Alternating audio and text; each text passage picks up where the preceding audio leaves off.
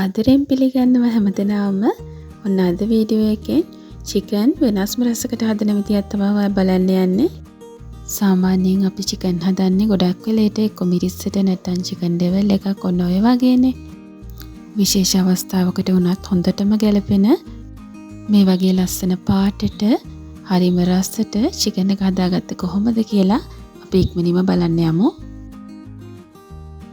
මුලින්ම අපි චිකන් ටික හොඳින් සෝදලා මේ විදිහට ඇතිලියකට දාලා ඒක සීසන් කරගමු.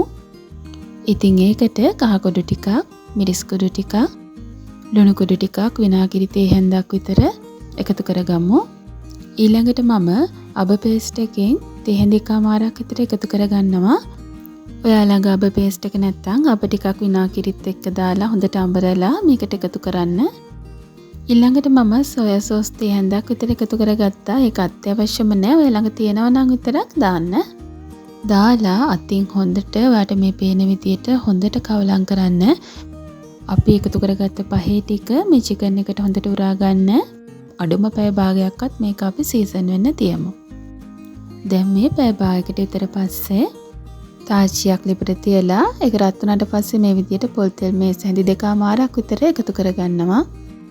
තෙල් එක හොඳට රත් වෙනකන් ඉඳලා මේ විදිහට චූටියට කපාගත්ත ඉඟුරු ටිකක්, ඒ වගේම මෙනසාල්, කරාබ්නැටි, කුරුඳු මේ විදිහට එකතු කරගෙන ටෙම්පරාදු කරගන්නවා. අවශ්‍ය අමුද්‍රව්‍ය සහ ප්‍රමාණයන් ඩිස්ක්‍රිප්ෂන් එකේ දාලා තියෙනවා. එතනිනුත් බලන්න පුළුවන්. ඊළඟට සුදු ලුණු බික් 5-6ක් විතර මේ විදිහට තලලා එකතු කරන් ඒකත් ටිකක් ටෙම්පරාදු කරගමු. ඒත් එක්කම රම්පේ කරපිංචා, ඒ වගේම කපාගත්ත බීලුණු මම මේ වෙලාවෙදි එකතු කරගන්නවා. බීලුණු ලොකු ගෙඩියක් මම එකතු කරගන්නවා. ඒ වගේ මේකේ හොඳට පෙති වෙන්න කැපිලා තියෙන්න ඕන. ඊළඟට අපි බීලුණු ටිකත් මේ විදිහට හොඳට කවලම් කරගමු. අපි අද හදන මේ චිකන් එකට මේ විදිහට බීලුණු එකතු කරගත්තාම හරිම රසයි. ඊළඟට මම මේ විදිහට කපාගෙන තක්කාලි ගෙඩියකුත් එකතු කරගන්නවා. එකතු කරගෙන හොඳට අපි කවලම් කරගමු. දැන් අපේ මිශ්‍රණේ ලුණු ටික ටිකක් මැලවිගෙන විලා තියෙන්නේ. ඉතින් මම මෙන්න මේ වෙලාවෙදි ගම්මිරිස් එකතු කරගන්නවා. ගම්මිරිස් කුඩු වලින් මේ සැඳ එකමාරක් විතර මම එකතු කරගත්තා. ඒක ඔයාගේ රස අනුව අඩු වැඩි කරගන්න පුළුවන්.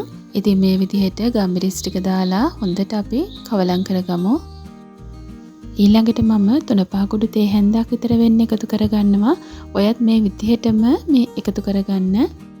ඒකෙන් හොඳ රසක් එනවා අපේ චිකන් එකට. ඉතින් මේක දැන් දාලා අපි ඔක්කොම මේ විදිහට කවලම් කරගමු.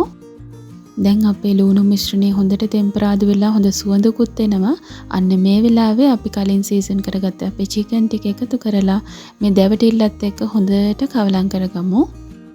ඔන්න මේ වෙලාවේදී ටෙම්පරාදු මිශ්‍රණයත් එක්ක අපේ චිකන් ටික හොඳට මිශ්‍ර වෙලා තියෙන්නේ. මෙන්න මේ වෙලාවේදී මම ලුණු එකතු කරගන්නවා. කලිනුත් අපි ලුණු එකතු කරලා තිබ්බ හින්දා ඔයාගේ රස අනුව ලුණු බලලා එකතු කරගන්න. අපි දැන් මේකට වතුර මුකුත් එකතු කරන්නේ වහලා විනාඩි 5ක් විතර සාමාන්‍ය ගින්දරේ තඹගමු. ඔයා මුලින්ම චිකන් එකට වතුර එකතු කරගත්තොත් චිකන් එක රස අඩු වෙනවා. මෙන්න මේ වාට පේනවා වගේ චිකන් එකට වතුර එකතු කරගන්න නැතුව චිකන් එකේ ස්මෙලියට අරගෙන ඒ වගේම තක්කාලි වල ලුණු වල ස්මෙලියට අරගෙන ඒ වයින් තමයි මේ චිකන් එක තැම්බෙන්න දෙන්න ඕන.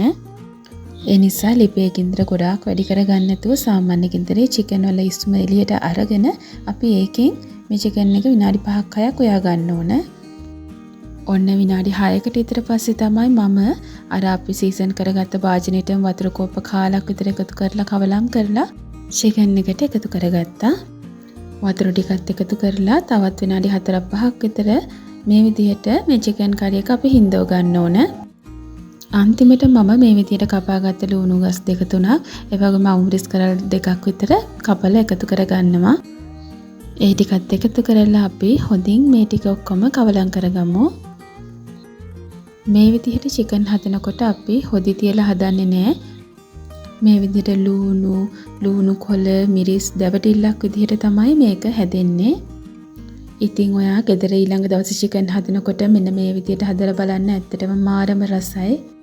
ඒ වගේම ගෙදර විශේෂ අවස්ථාවක් ඔය පාටියක් වගේ එකට උනත් මේක හොඳටම ගැලපෙනවා.